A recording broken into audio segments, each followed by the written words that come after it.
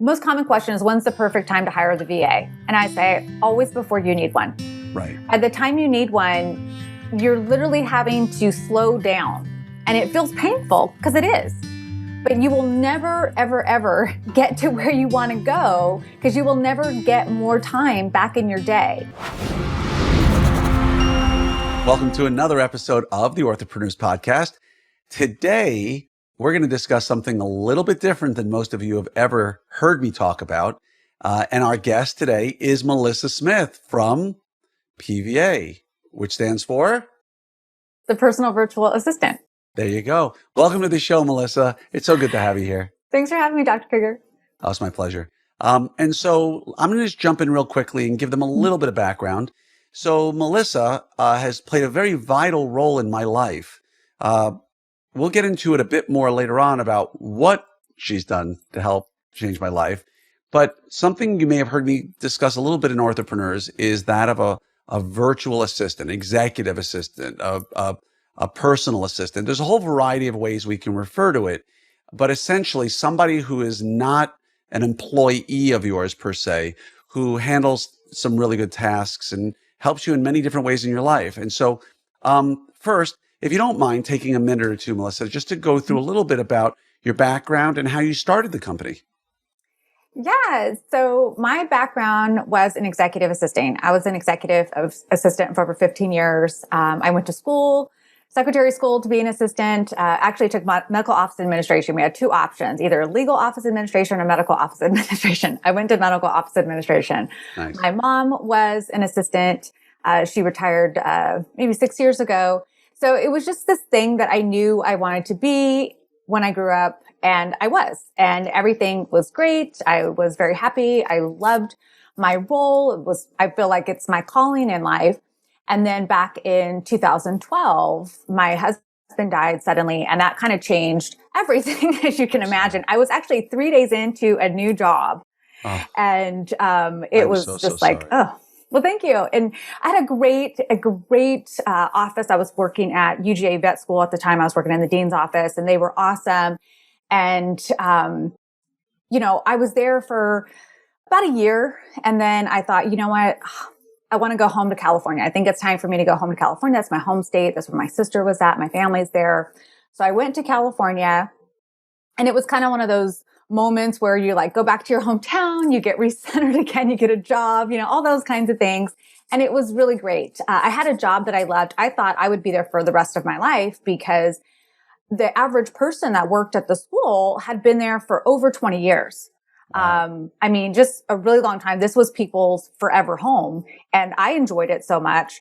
But about a year later, my daughter was entering into her senior year of high school. And she said, you know what, this is not my home. I don't want to be here. I want to go home to Georgia. I want to graduate from there. And I knew I had to give that to her. So I went to my boss and I said, I have to give my 2 weeks notice. And I was almost in tears. It was really hard, because I was so sad. And he said, we don't want to lose you. How can we keep you? And I said, I could do most of what I do virtually. I don't have to be here in the office. And he said, okay, let's do that. So I started remote working for them, and we had to sign contracts every year. So a few months later, they sent contracts out. And for the first time in my life, I thought about starting my own business. And previous to that, I had always said I would never own my own business, because everyone that I knew that owned their own business was married to it. So some of my family was in construction and restaurant. And so that was it. You were always there. You had to be there when the work was there. I mean, how many holidays I spent at the restaurant is just too many. So it's like, I don't want to do that. But this created this freedom and flexibility that I had never before experienced in my life, being able to do the thing that I always wanted to do. And so I sent my contract back unsigned, and I finished up my contract, and they were super supportive. And they said, if you ever want to come back, you always have a job here, remote or in person. And so I started my own company. And that first year, I like to say as a joke, I can only laugh about now. So I knew how to be an assistant. I did not know how to run a business. Those are two entirely different things. The whole book, The E-Myth Revisited by Michael Gerber, was your experience. You were the technician, but now you needed to be the manager, the marketer, the leader. And you Yes. figured, oh, if I could just do the same work I've been doing all along, I'll run a business. And it's not quite the same way. No. And, I would say going in naively was probably the best thing for me. It's not something I recommend, but had I known what I was getting into or had to try to create a plan, I wouldn't have done it because I couldn't have put all the pieces together. And you actually don't put all the pieces together that way either. And that's what I learned and how I really built a VA matchmaking company. So, I was reading these books. I read the E-Myth. I was reading, anything I could get my hands on. Dory Clark, which is how you and I got connected. Yeah. And I was doing a lot of networking and meeting a lot of people and educating them on virtual assistants and what we do and how we could help them. And at the end of the conversation, they'd always say, great, can I hire you? And I would say no. And they would look at me like I was crazy. But I would tell them, I'm just not that type of VA. And they would say, well, where does one find that type of VA? And I thought, gosh, I know tons of people. So I began making introductions like that for about a year. And then I had this light bulb moment and I thought, I wonder if someone would pay me to do this. And so I tried it and they did. I thought, perfect. This is what I'm going to do from now on. I wrote a bestseller on this subject. And that's really how I started my business. And it just really evolved from there. But it was not what I set out to do when I first started my business. Amazing. So you wrote a book as well. I did. Hire the Right Virtual Assistant. Hire the Right Virtual. So can I buy it on Amazon? You can. There you go, people. There's a book for you to start with. Okay. And so just to be clear, because I've hired more than one or two from you, and I've introduced probably another half a dozen to a dozen people. This is not somebody who's going to go pick up your dry cleaning, right? This is somebody who is just not, it's not your mom's friend who says, oh, you know what, I'm retiring, I'm going to become an assistant. Doesn't work the quite same way, right? These are people with real credentials, correct? Correct. So some people, come into it with different backgrounds. Some come into it with events background, HR background, assisting background. They may come into it from, after being a teacher. There's a lot of different backgrounds people come into, but it's really about where they're going and how long they plan on staying within the industry. And that's a real key identifier to hiring the right person. And you want to hire someone who really is a business owner like yourself. They're business minded. That's part of the reason why I didn't take on so many clients, because I knew that maybe even if I could do the work, it wasn't going to be a long-term fit because I was experiencing this freedom and flexibility and it really interfered with that. So I knew from the very beginning, I wasn't going to work with somebody just so a few months down the road, I would, let them go. Right. And so when I did start taking on clients and private clients, it was always on a basis of, we know we're going to be working together for about 3 months. Maybe we can do 6 months. And so my clients are very, very particular. They are very much, let me throw money at this problem. And you take care of everything for me. And so I had this one client, and he was moving from San Francisco to Hawaii. And it was a huge culture shift for him because there's nothing we couldn't get for him in San Francisco, delivered, house calls, concierge service. Right. And in Hawaii, that really only exists if you're staying at a resort. It doesn't, island time is real, in Hawaii. So even in luxury building, having people not take your packages or your dry cleaning or your things all the way up to your apartment and just leaving them in the lobby, it was real. And so there's all these different things that make someone a good fit for a VA. And my clients are really kind of different. They would describe themselves as different. Most of them even have social anxiety disorders on the autism spectrum. They might be developers and go dark for days and then, come up and have a list quite long for me. But, when you're hiring these assistants and they're doing things, this is the thing that they do. They're not going anywhere. And many of the assistants that I match, I want to make. Yeah. These are people who are trained specifically as assistants. They might have had a former life working with a CEO in a Fortune 500 company. Yes. They might have worked in some really big industry where people relied on them to run multi-million-dollar companies, And then they might have had a child and said, I want to stay home. Or like you, they just don't want to travel. Whatever the case may be, these are, again, I want to make that point clear in case people don't understand. This is not the same as running a want ad in your community or doing a Craigslist post or a Fiverr and getting somebody who can do a task for you. These are people who might have a background in HR. They might have a background in finance. They might have a background in copywriting or any number of things that are more than just, hey, can you call the doctor today and make this appointment? Can you call and make this airline reservation? Can you please call this person back and tell them, can you read through my emails? You might think that anybody can do that. It's what they do after that initial task that really can differentiate them, right? Yeah. So the real test and mark of a virtual assistant or any assistant for that matter, human or AI, is the ability to anticipate your needs. So if you have to just sit around and, delegate all day long, you're actually creating more work for yourself. This assistant should have the ability to anticipate your needs, respond on your behalf, follow up, and then predict how this will play out into your schedule in the future.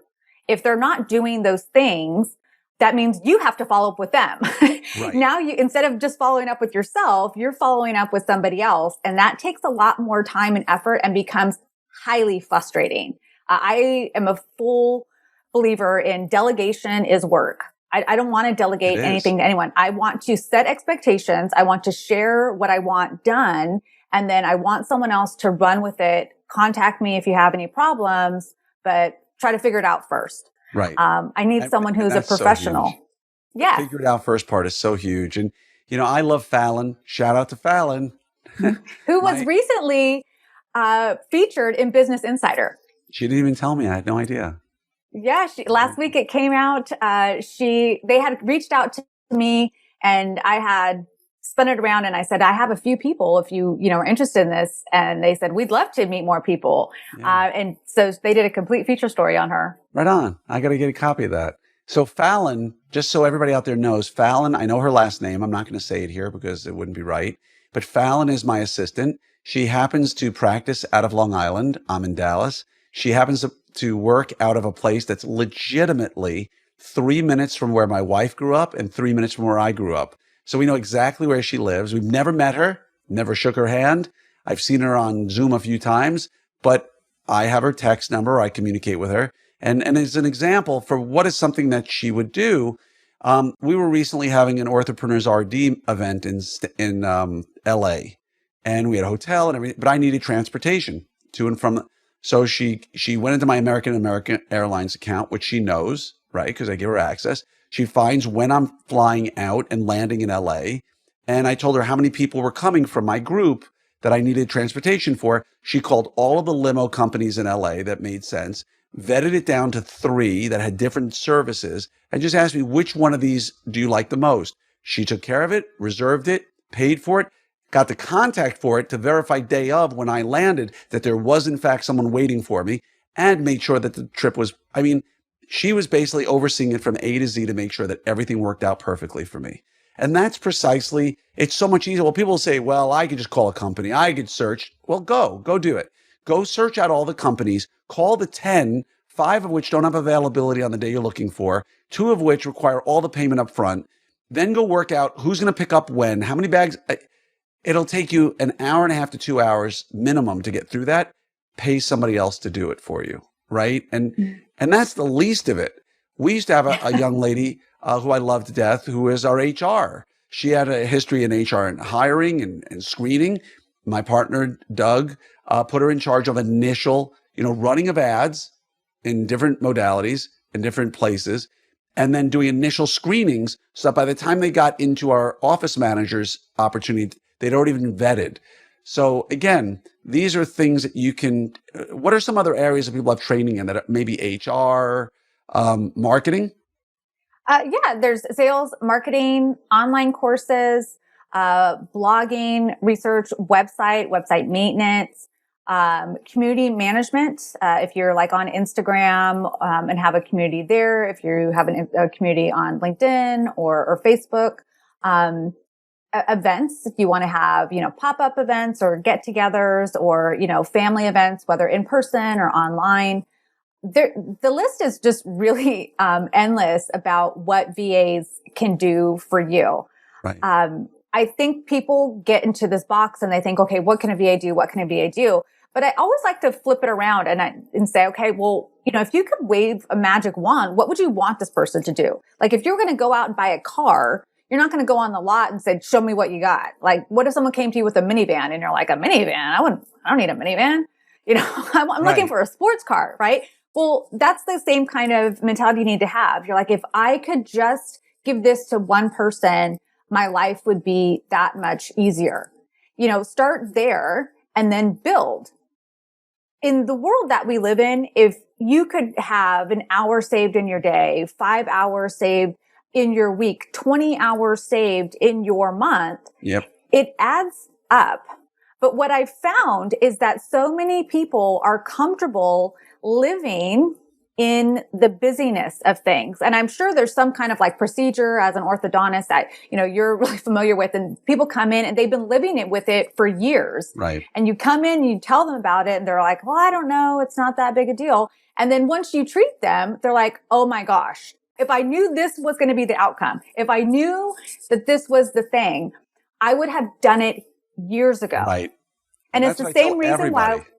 Yeah, and the same reason why, Tylenol flies off the shelf. Vitamins, however, do not. Right. We just get used to living with pain and that frustration and that like, well, it's just another day where I didn't get things done. Another weekend, well, I'll have to try to catch up. Another extra long day at work that hopefully I'm going to try to make up tomorrow. And it just doesn't have to be that way. Agreed 100%. Well said. I love the vitamin and Tylenol.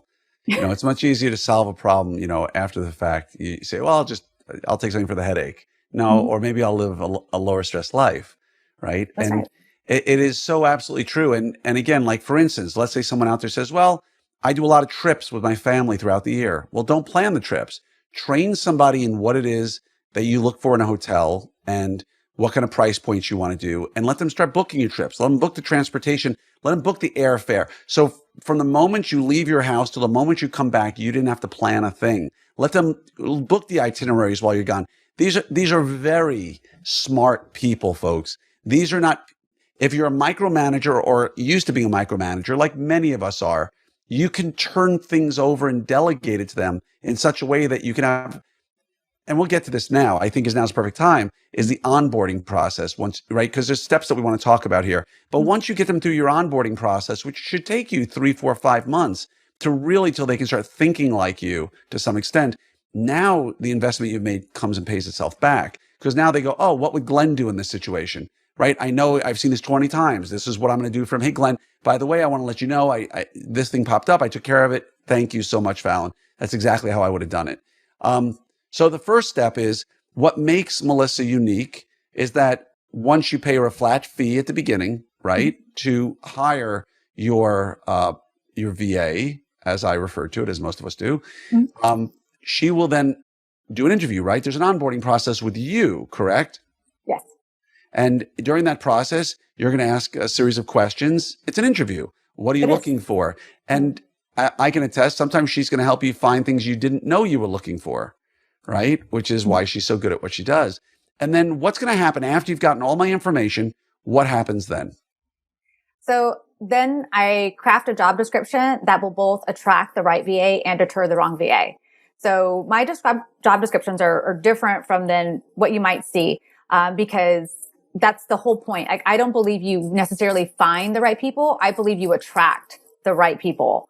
And so when I put out this job description, it really does attract the people that I want to interview for this role. I will then go ahead and do a search, a full search, just like, any recruiter would on LinkedIn and through other virtual assistant platforms, including my own email list.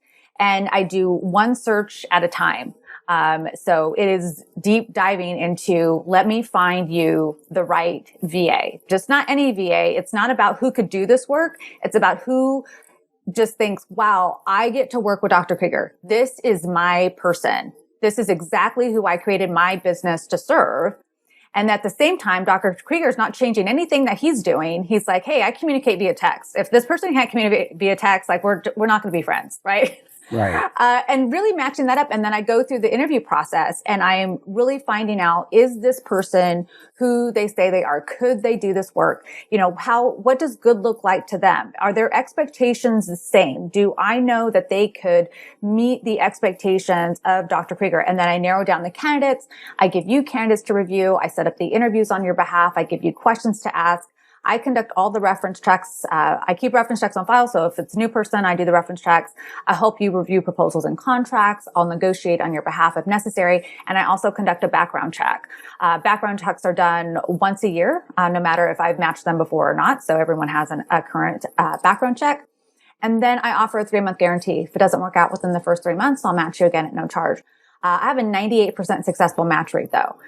Based on the model that I have, I'm not only able to attract great VAs, I'm actually able to attract the best talent because the best talent doesn't work at an agency. They work for themselves and they are very invested in keeping their clients and keeping their clients long term. So my retention rate is actually quite high. My clients have working with their VAs for 4, 5, 6 years now. It's a process that when I first started my business, there was a lot of people saying, oh, that you don't have any recurring revenue. That's not a good business model for you. And I would say, well, it's a good business model because it does work for me, but it benefits my client. If not, my client's going to come back a year, 2 years from now and be like, hey, I need somebody else. And then I got to start all over again. I'll always be working from behind unless I create this huge thing. And I created a business that I could run away from. That was my whole purpose. I didn't want to create this huge, huge thing. Yeah. I'll figure out a way to make more money in other places. But, if I can serve the client, if I can do that, if I can match them with the right VA, that's the goal. It's always been the goal. And that's why I have the book, and the book comes with a workbook, because my mission is, whether someone wants to hire me or not, my mission is just that everyone who wants to hire the right VA has the opportunity to do so. So I walk everyone through my complete process. Okay, so last year, we had over 500 orthodontists at Orthopreneur Summit, and everyone to a person said it was the best orthodontic meeting they'd ever been to. Now, if you're not signed up, it's going to sell out. So please go to opsummit2022.com right now. Sign up. I promise this will be the best ortho meeting you've ever been to in your life. Or you let me know, and I will pay to send you back to the airport in a limousine and pay for your return flight. No questions asked. I've offered that a ton. Nobody's ever taken me up on it. You know why? Because it's going to be the best ortho meeting you've ever been to. opsummit2022.com. Hope to see you there. I interviewed some people. I got back to you and said, hey, I like this one, that one. And now are you at liberty to talk about what it costs to hire somebody from you? Yeah. So the flat done for you fee is $2,500. For anyone who's like, I don't know, I want to test the waters first. A consultation is $250. And from that consultation, you'll get the job description, questions to ask during the interview process, and an onboarding document. The workbook is free with my book. So, it's all, really straightforward. Like I said, I don't want people to be nervous about working with me. I want people to say, let me throw money at Melissa and have Melissa take care of this. I throw money at Melissa. It's not a secret. I don't believe in business secrets. So we've hired at least 4 to 6 people minimum so far through Melissa. And I've referred in the last week alone, I've referred 3 or 4 people. And, the nice thing is, once they're interviewed and you've hired, what can one expect to pay? We don't pay you, right? We pay the virtual assistant, and these are very capable people who will walk you through that process based upon experience, based upon their skills that they might have. What should I expect to pay somebody if I was looking to hire someone today?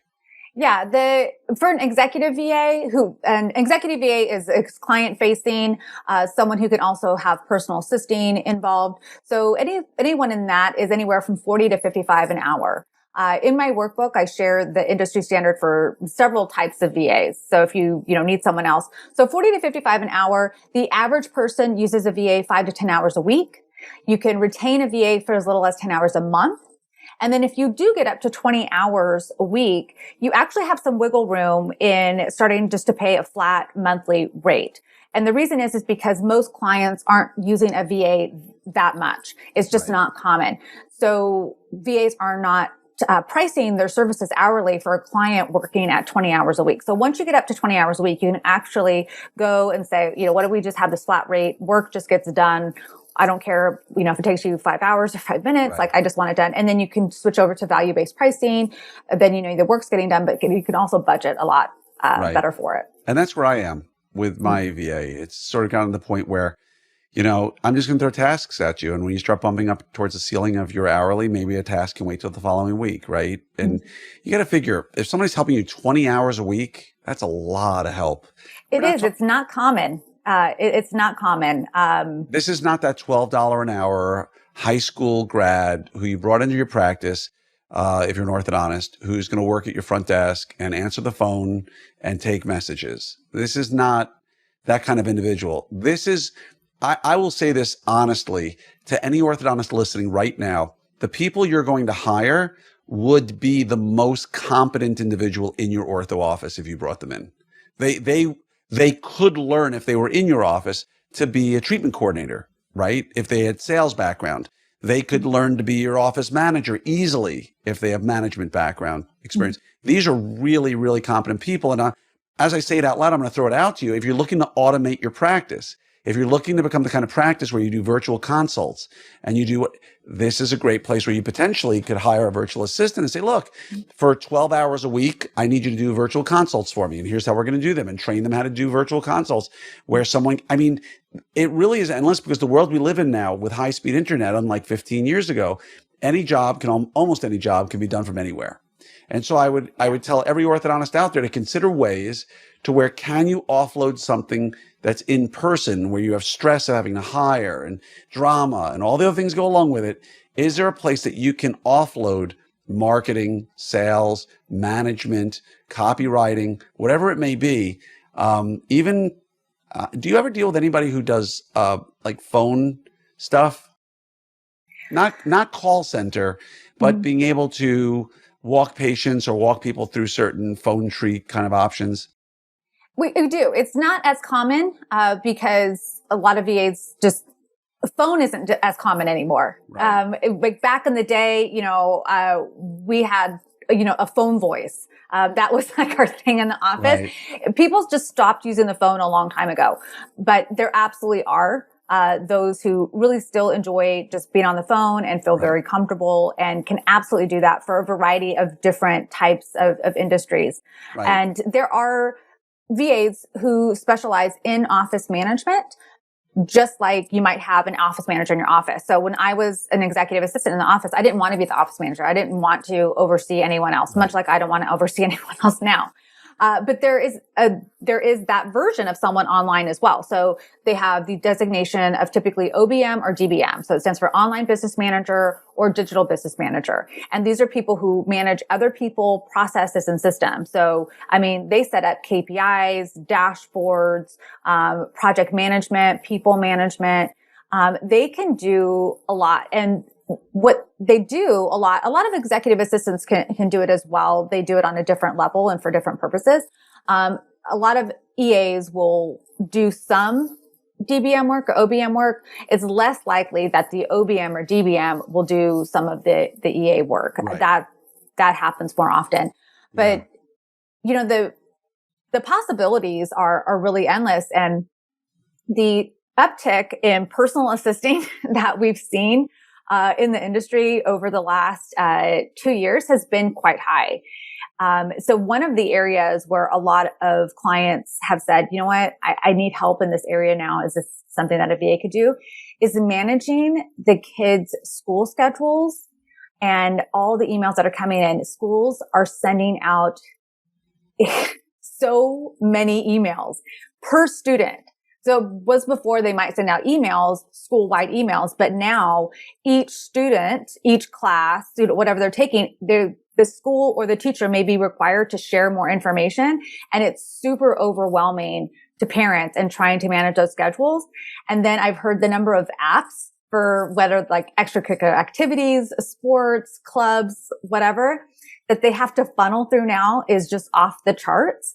And they're like, I have my own schedule, my work schedule, my patient schedule, my consultation schedule. And yet, like, I have to figure out how to get my kids' schedule aligned as well. So we've seen a huge uptick in that. And then house management, managing people who are coming through to do, work, whether it be gardening, maintenance, pool, getting the vacation home ready, get the boat ready at the dock, get my car set up for, this new pass that I can have now. There's so many different areas in that realm that have come through. And if you've ever done any kind of remodeling, you know what a pain it is. It is. In having someone else just go back and forth and be the go-between. Just the idea, so someone, when I recently hired me, he said, just the idea that there could be someone who I just speak with once a day and they tell me everything on my list. And then I don't go from person to person to person answering questions. I can just do it once a day and be done with my day and then do things. I don't have to worry about constant questions coming in. Everyone who has a question knows they just go to my assistant.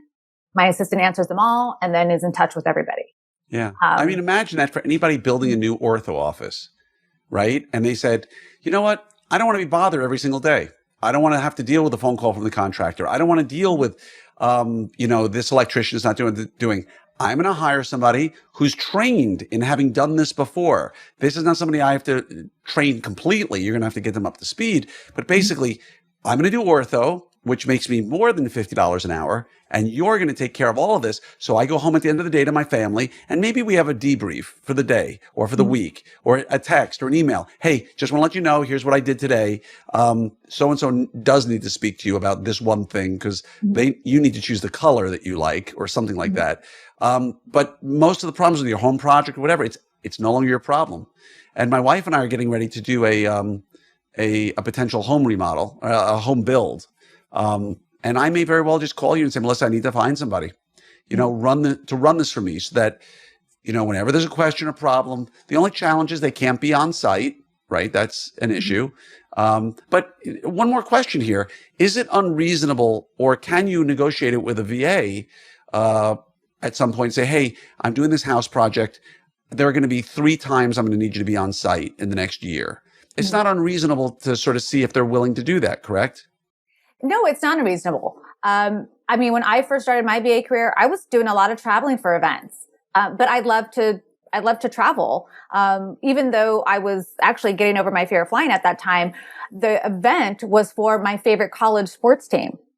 So I was so on board to go because I matched myself with the right client. So it was exciting for me to do that. And it was, super fun for me.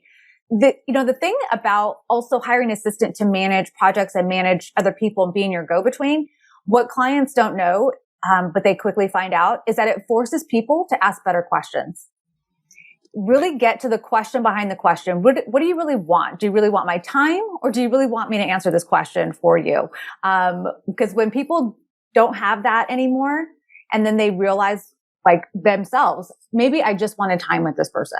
Maybe that is their work appreciation language, or maybe they just weren't really good about asking questions. And it really forces people to say, I need more time with you and figure out if that's their work appreciation language. But the number of questions that starts to get minimized because this person knows that they're not just going to be able to have your time and, wait around and, maybe even blame someone else. Well, I can't do my job because I don't have my information. It goes way down. Right on. Well, I know we're running out of time and I want to hit one more thing, which is, this is, I think, in my opinion, my experience, one of the more overlooked issues of getting a good virtual assistant is, okay, great. You paid $2,500 to Melissa. She put a great ad out there, attracted the right people, did some great vetting, and found you 3 amazing people that you then interviewed. You interviewed them, or maybe you have an assistant who does all the interviewing of your new assistants. And you found one that's amazing. You signed a contract, you can afford this person, and you're ready to go. It looks awesome. The most overlooked part of this is that you can't just say, okay, day 1, here's a list of tasks, go get it, right? What are some of the best practices about making sure this succeeds long-term? So, the most common question is, when's the perfect time to hire the VA? And I say, always before you need one. Right. By the time you need one, you're literally having to slow down. And it feels painful because it is. but you will never, ever, ever get to where you want to go because you will never get more time back in your day. It's like that, if you want to teach a man to, fish or, Right. give him a fish, whatever, like you have to figure out like, what's the long-term benefit here? Someone's just not going to come in, nor does anyone want to come in and just be putting out fires all the time. It's not fun for anybody. But if you can start small and say, okay, I'm going to hire someone, even though I think I need someone at 20 hours a week, I just want to hire someone at like 5 hours a week right now. I can manage 5 hours a week spending that time with somebody. That immediate impact will have more benefits than you will know. It is the weight lifted is a real feeling and it feels good. And then you can build on that. And during that time, you're getting your working rhythm down. You're getting your communication strategy down. You're really starting to know one another.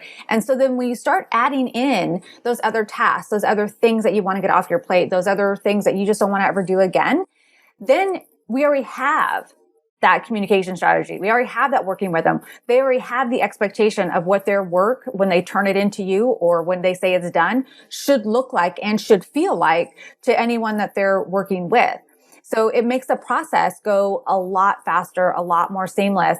But, that 1 hour a day, especially doing that thing that you don't like, because when we think about productivity, we're thinking about it usually in hours or in checklists or in to-do lists. But what we typically don't think about, which is one of the most important things, is the energy of it all. These things that you have on your list, why don't people say, I'll just do it myself? Because they know it's not difficult. But then why aren't they doing it? Because it's just an energy drain. Like it is so energy drain. It's so not fun for you. You might be able to speak with patients or speak with your team or train or learn something new. And that's fun for you. You could do that all day long, but then answering yet one more email, right? Responding to this one more thing, making that call continues to go undone because even though it's simple, it's so energy draining. And the thought of maybe even waiting on hold is just like, I'm not going to do that today. I want to say a name, but I'm not going to. There's a particular airline that, because I travel a lot, that whenever I have to make a change in itinerary where they say, you need to call Fallon, and she'll be on hold with them for 2, 3, 5 hours, right? Or, whatever it might be. And I'm doing ortho. I'm with my family. She knows what I need, how I need it. They get on the phone. She deals with it. Or like my wife and I were traveling and I need to take my wife off of the reservation. Well, you can't do that online. I need to keep mine, but get her off of it. Guess who did that? Right. And it's literally like just having another person from your office, but I need to reiterate this. This is not somebody from your office. This is somebody way, way, way more intuitive and better trained than probably what 95% of us have in our offices. And that's not taking away from the people in our offices, but they were trained as an office manager, as a treatment coordinator, as an assistant. They are not trained to be executive assistants typically. And these people have really, really good skill sets. And so, if someone's interested in learning more, where would they go? Sure. Well, you can certainly email me, melissa@thepva.com. You can go to my website, thepva.com. You can buy my book on Amazon, Hire the Right Virtual Assistant. I live on LinkedIn. So if you want to connect with me on LinkedIn, it's Melissa, the PVA. Don't hesitate to contact me. My phone number is also on my website. So in case you're a texter or you just like to pick up the phone and call, I offer that as well. I'm a texter through and through. And you said something earlier that was really funny, and I'll finish with this. It was, some people don't want to be on the phone. Most people don't want to be on the phone anymore. And the irony of it is that the more we've become a cell phone community, the less we want to use a phone, which is like, how many people actually have a cell phone and get a phone call like, oh, why are they calling me on this? They know they should be texting me. And I'm like, it's a phone. You're having a phone. Just the fact that I think we need to stop calling it a phone, right? Like, I think it should be just known as a communication device. Then you could say, why are they calling me on my communication device as opposed to a phone? But it's hysterical because I hate being called. I don't know about you, but I would much rather text all day long than when somebody goes, oh, I need to call you. I'm like, oh, calling is so 2020. So I am known as kind of like a crazy person in my community because I'm the person who picks up the phone even when I don't recognize the number. Like And because that's some people's way they like to communicate. I never know who could be on the other end. And it's kind of like a surprise. Like, who am I going to talk to? And people are like, are you crazy? I know. Just remember, never say hello twice. That's the old secret I learned years ago. So if you answer phones from people you don't know, say hello. And if nobody answers, hang up. Because a lot of the spam, what I was taught is a lot of the spam calls, like the robocalls, they wait for the second hello to kick in. And so if you say hello and nobody answers, give it 2 seconds and then hang up. If they call you back, they really wanted to. I'm an assistant through and through. So even still, when I answer the phone, I'll say, this is Melissa. I don't even say hello. You say, this is Melissa. Very nice. You've got Melissa. Go. You're on with Melissa. That's right. Well, thank you so much from the bottom of my heart for being a part of the podcast interview today. I think people have gotten some really good information. I hope that even if it's not you, I hope that the people who are listening start contacting somebody and start sort of exploring the idea of how can I get somebody in my life to help me with kids' activities, new home build, office build, hiring, marketing, copywriting, any number of things where somebody doesn't need to be in person. And I just want to say thank you to you for everything you've done in my life. Oh, well, it's my pleasure. Thanks for having me. And I hope the same for people. I really do. It's my sincere desire. My tagline for my business, and I truly mean it, is that you cannot do it all yourself. You can't. No, I've seen that tagline and it makes perfect sense. And so people out there, you cannot do this by yourself, nor could I have done this podcast by myself. So thank you, Melissa, from the bottom of my heart again.